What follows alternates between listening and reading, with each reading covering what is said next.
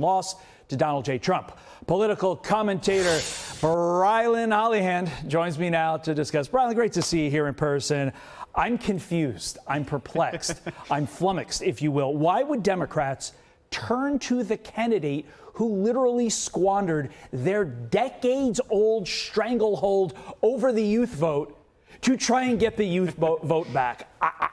I don't get it. That's the question everybody's wondering this morning. Todd, good morning to you. Happy Friday. I appreciate the opportunity to be here in studio. Problem. I will say to you that this right here is why the Democrat Party is a sinking ship of a party.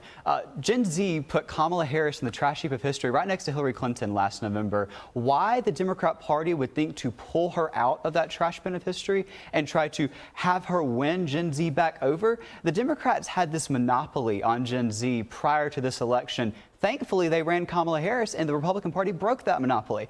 I have some advice for the Democrats this morning. Please run Kamala Harris again. Please keep paying her to give speeches. Please keep sending her to college campuses. We beg you. We would love to see a Kamala Harris-J.D. Vance matchup in 2028 because we would steamroll her. It would be a bigger defeat than we saw in 2024, and I would love to do that. It would make my job easier. Please, Democrats, please bring Kamala Harris out more. We would love to see her talk more about yellow school buses. I hear what you're saying about Kamala, and I definitely agree. I don't understand the choice.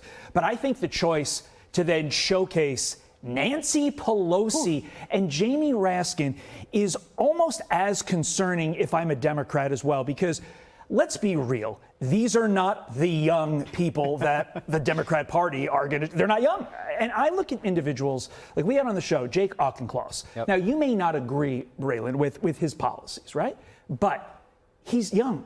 He communicates well, and I think you go for your Moskowitzes, you go for your Auchinclosses, and you really try to get that center. It seems the Democrats aren't doing that. What are your thoughts? No, they're not at all. Last time I was at the Capitol, Nancy Pelosi was walking around with her walker, looking like she should have been in a retirement home 10 years ago. Really? She was. Are you being serious? I'm fully serious. She physically had a walker? She had a walker. It was after she fell down the I have stairs not seen that. I have to take your word for that. It was upsetting. Okay. That right there is why Gen Z got off the sidelines. That's why a generation that in previous elections, first of all, didn't pay attention to politics, didn't go vote on election day, and never voted Republican, got off the sidelines, voted Republican because we're so fed up. Unlike the left, who when they get frustrated, they dye their hair blue, put in a nose ring, get a bullhorn, and shut down your streets in New York City protesting, we decided to do some effective action with that frustration, and we took to the ballot box instead of the streets. That said, there is some new polling out here that I do want to report to you. It's from the Pew Research Center, if you guys could help me out here. Recent polling revealing 49% of Gen Z is trending back toward the Dems, after originally 47% identify with the GOP in 2024. Basically,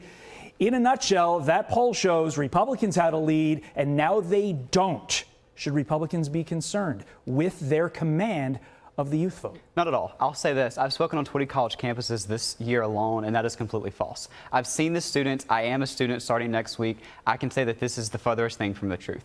Gen Z men are fed up with being told that our masculinity is toxic. We're tired of being villainized by a party that's attempt to bring us over is by calling us Nazis, by calling us garbage. I mean, for far too long, the left has made these safe spaces for us, and finally, Gen Z is choosing freedom over feelings. In November, the president broke this monopoly that we talked about that the DNC had on Gen Z, and he doesn't need to stop there. My message to our party this morning is to do more. That's what Gen Z voted for in this election. We've had an incredible 6 months of the golden age, an incredible 6 months of results after results and promises made, promises kept, but Gen Z wants more. We voted for change, and there's a lot more that can be done. This is what we're wanting here, and I absolutely think that it's attainable, but the Republican Party can't take their foot off the gas. We have the momentum. The Dems don't sleep. We can't sleep either. We have to keep working between now and the midterms to get another 2 years, to get J.D. Vance in the Oval Office come 2028. We have Gen Z on our side. Why can't we lose this now?